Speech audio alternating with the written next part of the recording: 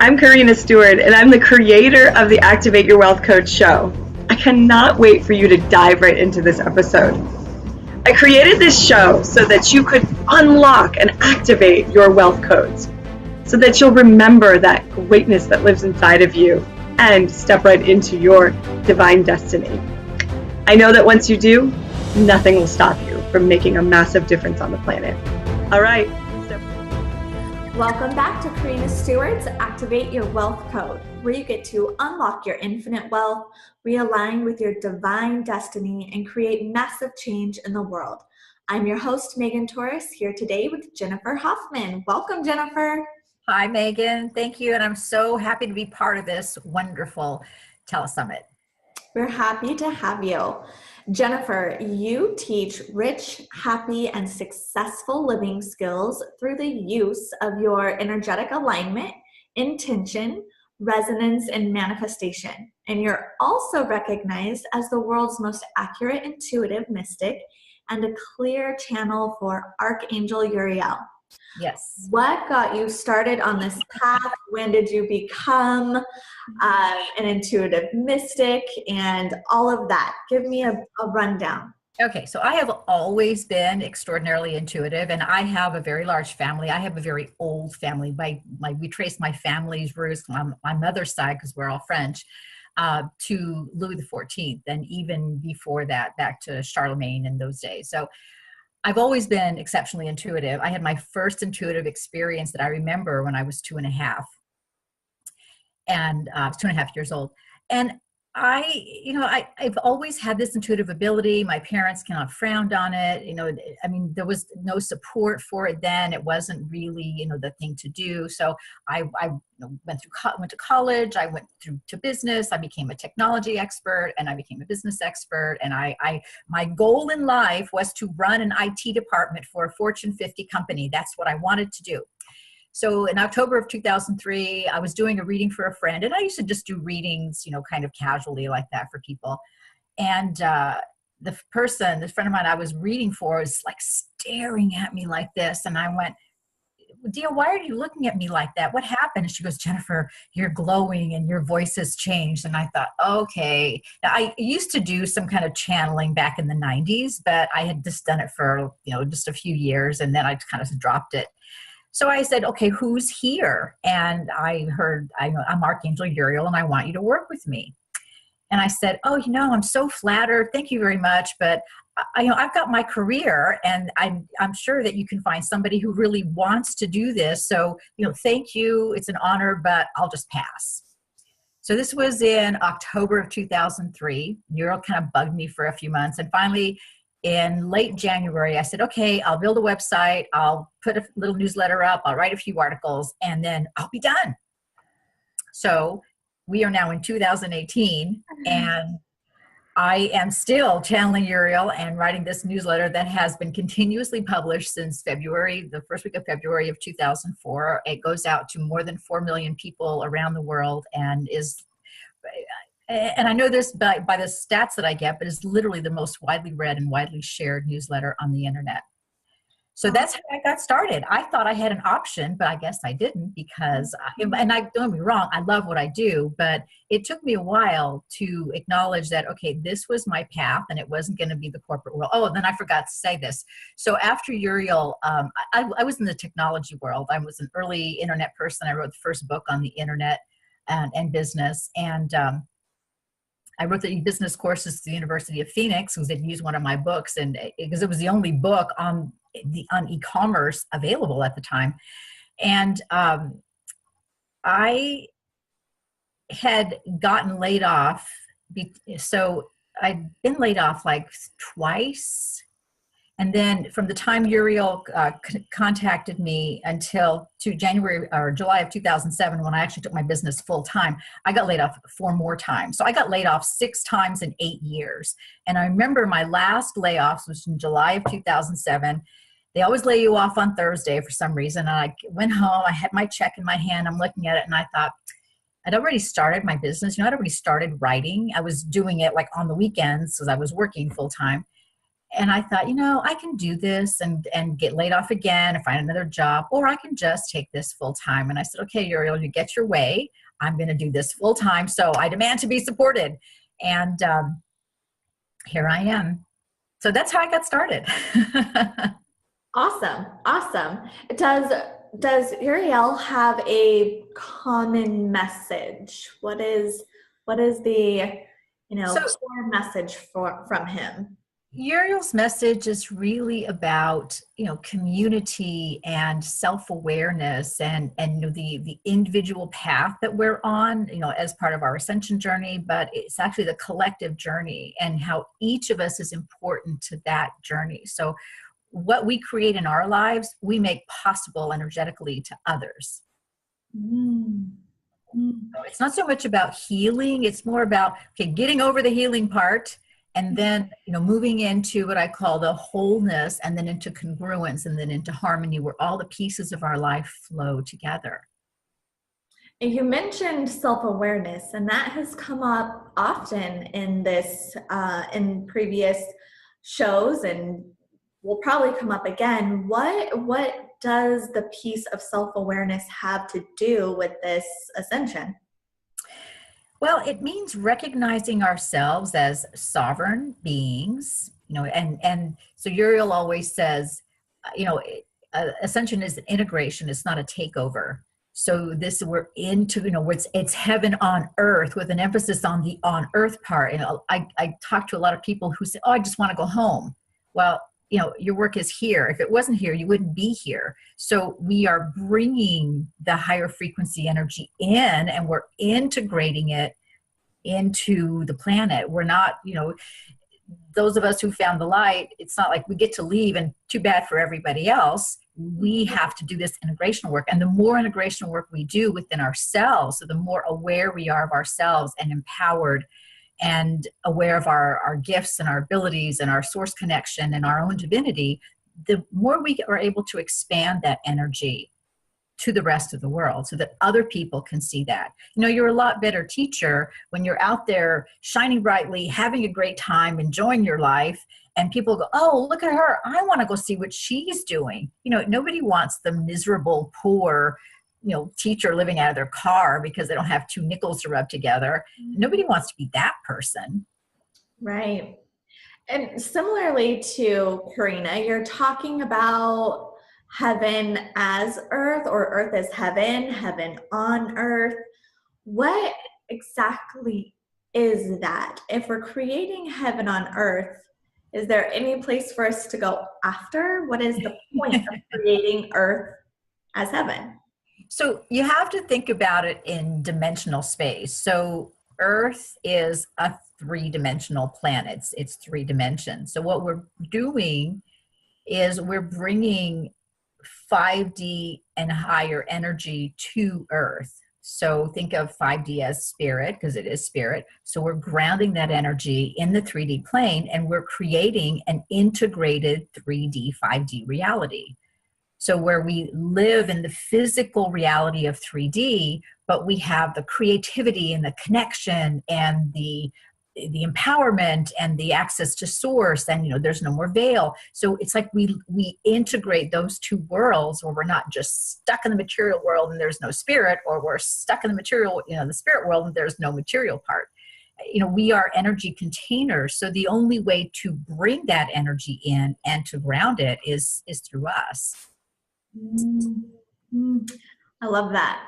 And you talk about ascension. What does ascension look like for those who don't know if they're experiencing it, who don't know if they even want it? What is ascension? So a lot of people think that ascension is like Jesus rising into heaven, and that's ascension. And and nothing could be farther from the truth. So think of expanding your energy field, expanding awareness, bringing more of that spirit energy, that higher frequency energy into your own energetic space. And that's what ascension is. So there isn't the ascension. It's not like this one big, massive leap into ascension and, oh, I'm done and thank you very much. And, glad I got through that. It's a series of cycles. So we go through just how, we learn anything. We learn the first step and then we take the second step. So ascension goes in these cycles, and each of us goes through our own cycles. But every time we become more self-aware, more empowered, we integrate more high frequency energy, we just climb to that next level of ascension. A lot of times, especially in the spiritual community, we hear about this kind of like this tipping point or this turning point, like the big awakening. You'll wake up one day and it's, a whole new world, like you said. Why, number one, is there that information? Is there any truth to it from your perspective and on your channels through Uriel? And that's just simply not how it happens? And do you see us getting to this whole new world ever completely? Well, I think just like anything else, there are people who are going to embrace that new world and live it. And then there are people who are going to go, no, thank you. I'm not interested in that. I don't want any part of it. Leave me alone. So the new world is actually our new world.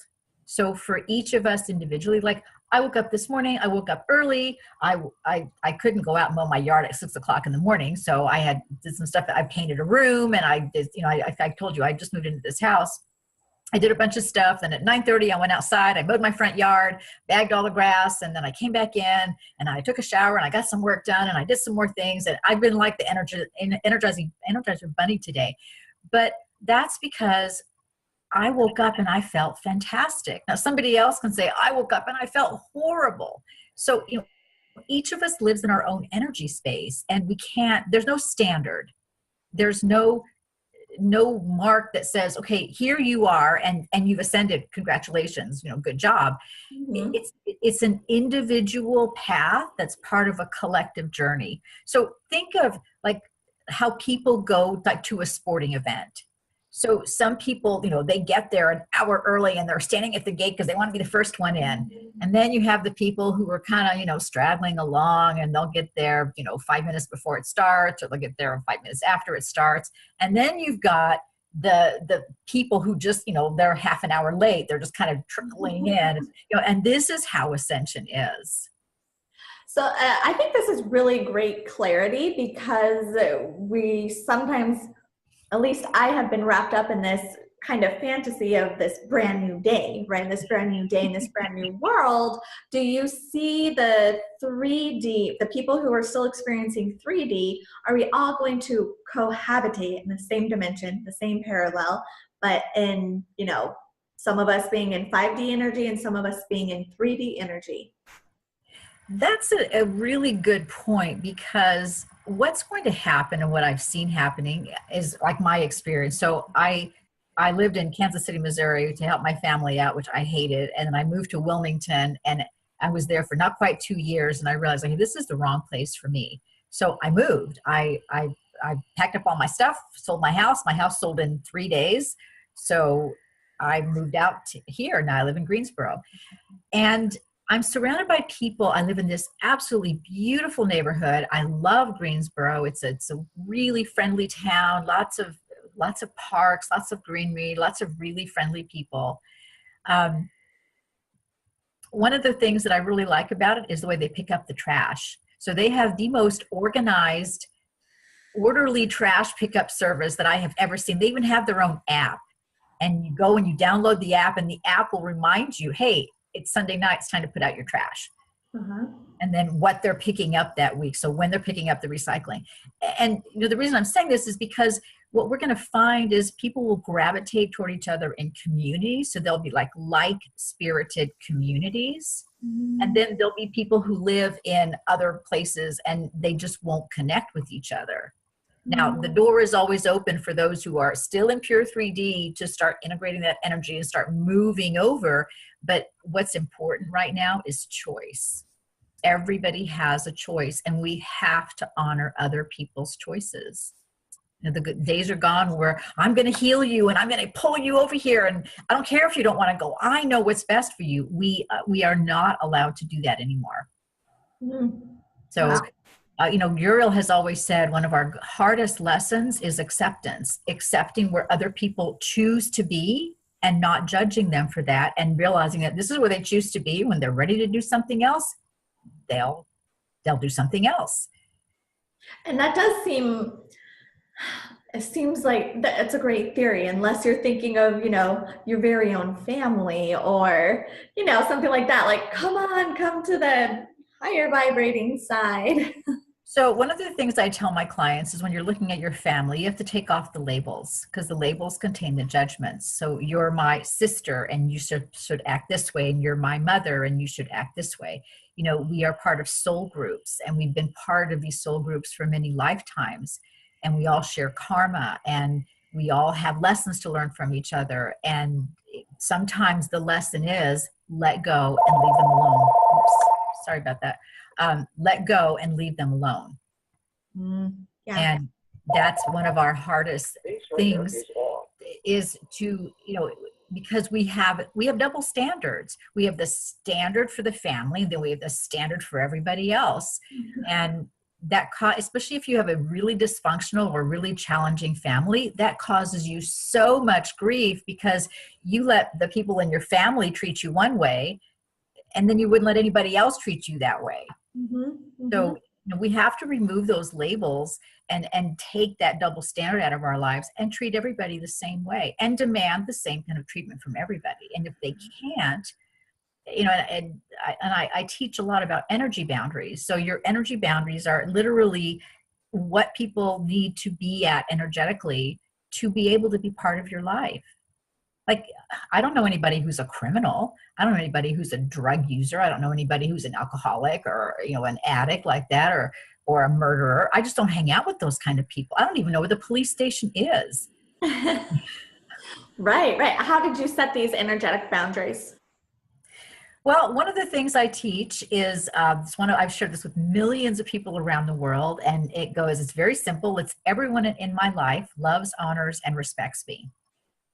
So that means that if you want to be part of my life, you have to be willing to love, honor, and respect me. You have to be able to do that. If not, you can't be part of my life.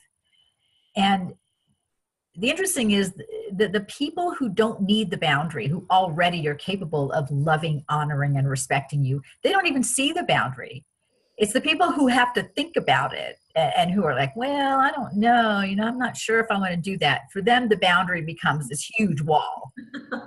Yeah. But it's about setting those, those parameters in your life, because if you don't, then you don't have any way of managing your energy. It's a free for all. I mean, anybody can come into your life and create all kinds of drama and trauma and chaos. And who wants that? Yeah, that is truly the opposite of a wealthy life. Right. How does your work relate to what Karina does, which is money is God, money is love, money is truth, and money is service? Well, first let's look at the word wealth. So I teach a course called Raise Your Wealth Vibes. And I'm a linguist. I love language. I speak several languages. Like, I grew up in Europe, and I've traveled a great deal. So the word wealth actually was created like in the 14th century, and it actually means well-being. So in the 14th century, the people who were considered wealthy were people who had food to eat and a roof over their head. Even if they were sleeping in a barn, they were considered, because they were better off than most people who basically were sleeping outside or, in a lean-to or something. So the word wealthy doesn't necessarily mean money. Money is part of it. It can be part of it. But when you talk about wealth, you have to look at the whole wealth picture. So are you feeling rich? Do you have a rich life, which means a life that's full, that's full of the things that you like? Are you happy? And I mean really happy, because happiness is an emotion. The energy that creates happiness is joy. So do you really have joy in your life?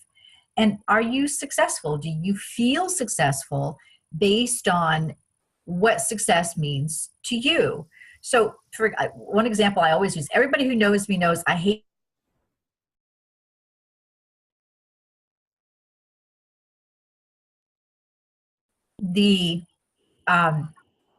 so one of the things that I tell people is, my idea of being successful is not being able to go camping every weekend.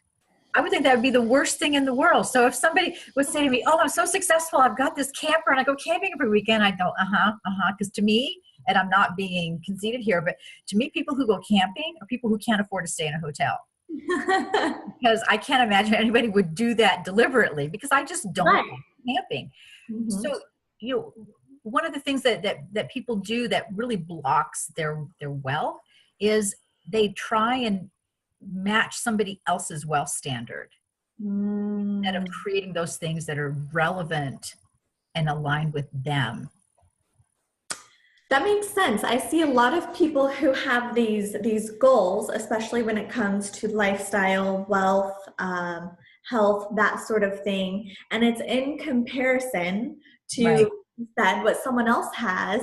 And it's almost like a struggle, always trying to get there. And then they get there and they realize, this is not what I really want. How would you suggest for people to be resonating with what's truly their desire, and how do they align with their own mission, their own desire? And this is part of self-awareness. So when you have self-awareness, you are literally aware of yourself and of what is important to you and what matters to you, and what creates that sense of wealth or well-being in your own life. And it could be going camping every weekend. It could be having a Chanel bag, but it also could be having a great bag that you got for $29.95 at TJ Maxx. Mm-hmm. Mm-hmm. I have a fantastic purse, and everywhere I go, I get these major compliments. I bought it for like $15 at TJ Maxx. Oh, that's awesome. And how do you use your intuition in building your wealthy life? Well, I have learned to listen to my intuition, and every time I don't listen to it, I always pay the price. And, like when I work with clients, so I'm very intuitive. I see energy fields. I'm able to see where they're not in alignment, and, see what their fears are, and kind of help them, move into that direction of what they want to have happen in their lives. And, intuition is that inner knowing. So it's that inner wisdom that all of us have. We hear it different ways. We don't, again, this is where standards don't apply. So some people, I teach an intuition course, and I teach everything in the course, because I tell people, try out the clairvoyance, the clairaudience, the clairsentience, see how you get messages, because different people get messages in different ways. Now we get into trouble when we don't listen to our intuition, the one that says, don't date that guy. And then we go and date him anyway. And then he turns out to be, a super jerk, or, don't do this. And we go, oh yeah, I'll just do it anyway. I know I really want to do it. And then we realize, oh shoot, I shouldn't have done that. I think we need to learn to trust ourselves. But again, this goes back to the standard. So if you're following somebody else's standard, then you're not really in alignment with yourself. Yeah. And you're probably kind of tuning out your own intuition because it isn't falling in line with where you think you want to go. Right. When did you decide that your intuition was worth listening to? Sometimes intuition doesn't make a lot of sense. Well, first, when I finally, after my 6th job layoff, and I realized, okay, so my intuition is telling me the right thing. Uriel was part of my intuition. I really got a trial by fire in getting my intuition going, because when I first moved to Phoenix, and I lived in Phoenix for almost 3 years, I had gone there to go work for a company, and then I was there for a month, and the company decided not to hire me. Like, even though I had a contract, I had everything, and I had, I lived in Northern Virginia, I'd sold my house, moved to Phoenix, and, to take this job, and they decided, oh, we're not going to hire you. So even though I have a really great resume, I have multiple degrees, I have tons of experience in technology and business, I couldn't find a job in Phoenix, like the 3rd largest city in the United States. I could not find a job. And I ended up, the only job I could find was reading tarot cards at a metaphysical bookstore. Now, I don't know anything about reading tarot cards, but it was the only job I could find. So I thought, okay, I'll do this. Now, mind you, I am not doing this on the phone like I do with clients. I am sitting across from people, laying out these cards and going, okay, what am I supposed to tell them? I was petrified. I was absolutely terrified. It was really the trial by fire. Again, this was the only job I could find. So I thought, okay, I'm going to tell somebody something and they're going to think I'm full of crap and they're going to, tell me that. And then I'm going to lose my job. And then I'm going to be homeless. I'm going to be out in the street. They're going to think I'm a fraud. I had but what really happened is I became the best reader in Phoenix. I had every attorney, developer, all the big Phoenix land developers were my clients. And they would come in to see me and they would, I actually just started charging commission because I saved quite a few of them quite a bit of money, and help them make, some really good decisions. But that was how I learned to trust my intuition. I would tell people things and I would have to stop myself and think, okay, am I telling him the right thing? Am I telling him the wrong thing? Or am I on the right path? I would just start talking. And as long as I got out of my way and just started talking and let the information flow, then, I was fine. So again, that was my trial by fire, but I found too that, your intuition is your friend. Your intuition doesn't want bad things for you. It wants good things for you, but it's only going to align with you when you want good things for yourself. Mm-hmm. So having that wealthy mindset that says, I deserve to have a rich, happy, and successful life. I deserve to have fantastic relationships. I deserve to wake up every day and be glad that my life is mine because I am so happy to be here and be doing what I'm doing. And that life is possible for everybody. I love the part where you said we just have to get out of our own way. Get out of our own way. What 3 tips? Oh, go ahead. I was say our own way is, think, okay, what are people going to think about this? Or who's going to look at me weird? Or do I look weird? Or, am I just being a fraud? Or am I being phony? Or, I can't do that. Oh, that'll never happen for me. All of those things are really literally you putting these huge blocks in your path to where you say, yes, I want that. And then all the voices inside of you go, oh, but I can't. So you end up with nothing.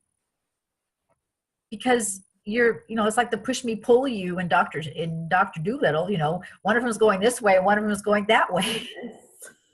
Yes. So in alignment, wanting the best for yourself and actually following that intuition, getting out of your way and listening to the intuition.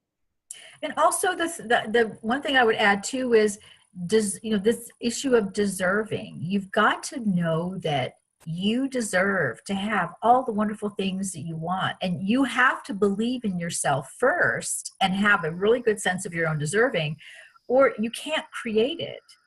That makes sense. Because it starts with you. Powerful. Jennifer, what 3 tips can you give our audience today to start activating their own wealth? The first is to be outrageous. So, don't play it safe.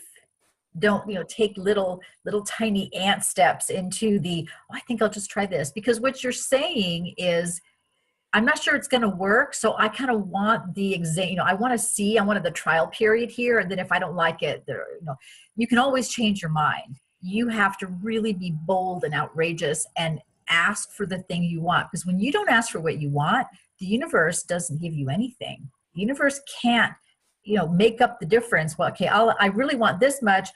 I'll ask for this much, and that's the part I think I can get. And then the universe will come in and make up the rest. No, the universe will say, you're not being honest. So, we're kind of at a stalemate here until you decide to be honest with yourself and truly get your, to get yourself aligned with what you really want. The second thing is to stop trying to be perfect. So when we try and be perfect, what we're really trying to do is to be beyond reproach. We want to get to that point where we're so good that people can't criticize us. They can't judge us because look how good we are. So we try and make it as perfect as possible, not necessarily for ourselves, but for other people. And it's an enormous waste of time because no matter what you do, someone's going to criticize you. I wouldn't do it that way. Oh, you did it wrong. I have an extremely loyal audience, people who are on my mailing list and who follow me. Many of them have been with me since I started writing in 2004. I don't lose readers. And every once in a while, I'll get someone who'll write to me and say, oh, I didn't like that article. Oh, you shouldn't be talking about that. And I think, okay, fine. I'm not the right teacher for you. Bye. Yeah. Yeah. I don't try and be perfect because I can't be perfect. I can't make everybody happy. I can only do my best, and that's enough for me. And if it's not enough for somebody else, then I'm the wrong person for them. Mm-hmm. So avoid perfection is a really big one. And then the third thing I would say is be confident. So people think the state of confidence is to be really together and just, really feeling good about yourself and having that courage just to not care what everybody thinks about you. And that's really not what confidence means. Confidence actually means with integrity. So if you look up the Latin root of the word confidence, it's con, which is with, and then fidelity is actually harmony. I'm old enough to remember when you had stereos, the big old stereos, and they were high fidelity. They had like a really clear sound, and like there was no static, and the sound was really well balanced. So having confidence just means having fidelity, being in harmony with yourself. And, there's no standard, and you can't follow somebody else's standard. You have to have this sense of self and a sense of your own self, which comes back to self-awareness, and be confident in that. And if somebody criticizes you, oh well. Love it. And how about your free gift? Tell our audience about your free gift. So my free gift is based on the first book I ever wrote, 30 Days to Everyday Miracles. And the reason I wrote that book is because this was right after Uriel had contacted me when I was still working at the metaphysical bookstore, and after this company decided not to hire me, I kind of existed for a few months and I started running out of money. So I got the job at the metaphysical bookstore, and I was living in a fairly expensive house that I was renting. So I had to turn my house over. I had to leave the house because I couldn't afford it anymore. And I went through a really dark period for about 7 or 8 months where after I gave up the house, I didn't have any money. And I ended up sleeping on a twin mattress on the floor of a friend's apartment. And I would cry myself to sleep every night. Boo-hoo-hoo, I'd cry and cry and tell God, look, this sucks. You're doing a terrible job of managing my life. I hate this. So please take me home. Thank you very much. And then I'd wake up every morning and look around and go, darn it, I'm still here. I really thought my problems were so bad that the only way for me to get them solved was literally to die in my sleep. I would really have been happy just to quietly, painlessly, just kind of slip away, take me home, and I won't have to deal with this anymore. So obviously that didn't happen. So I did that every night for like 6 months. And again, I just started at the metaphysical bookstore. I was still terrified every single day. I was so afraid that, I was just somebody was going to say, oh, you're a fraud. That's just totally wrong. Then I would have been like totally distraught. And then I would have gotten fired, and then I would really have no money. So after about 6 months, I thought, okay, this isn't working. Now, what else can I do? And I grew up in France. I grew up in Europe. My mother's French. My father was Russian. And I speak French. So that's kind of a key here. So I'm kind of, paying my bills and looking, trying to cover all my expenses. And I thought, I haven't been to France in a while. I'd like to go to France. I remember I don't have any money. I don't have, not enough money to, pay, buy a ticket. I'm not going to put it on a credit card. And I just thought, I want to go to France, to a place I'm not really familiar with, for a couple weeks, stay in nice hotels and eat at great restaurants. Now, remember, I have no money. I mean, I'm just enough money to pay my bills. I don't have like tons of extra money. So I just kind of thought that, and I, just put it away. And I just kind of, it kind of made me happy because, again, I was born in France. So I'm from France. And I thought, if I go there, I'll try and visit the family and I'll have a nice time. So 2 days later, I get an email from someone that I used to know when I lived in DC, which is where I lived before I moved to Phoenix.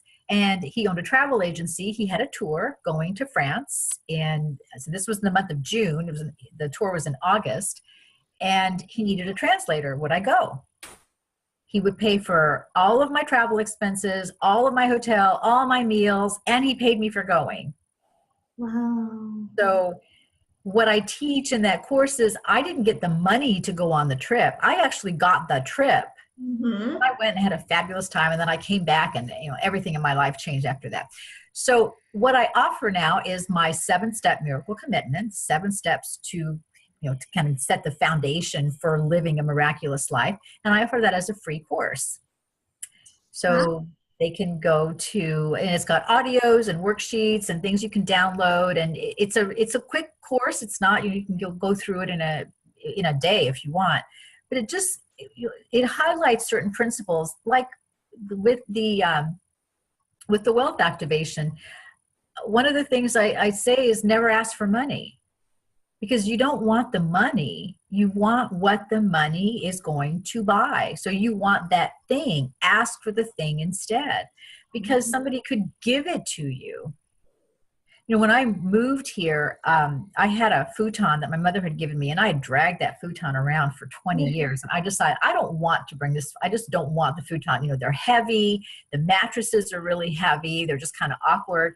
So I decided to sell the futon. Well, nobody bought it. So it's like the day before I'm actually moving. And I thought, okay, well, there must be somebody who wants a futon. I'll call around the different churches and I'll see if they have a family who needs a bed. It was in perfect condition. It was very clean. I don't have pets. I don't smoke. So, and about the 3rd church I called, this young man said, well, I just moved and I don't have a bed and I would love to have it. And I said, hey, if you can get somebody out here to help you pick it up, you can have it.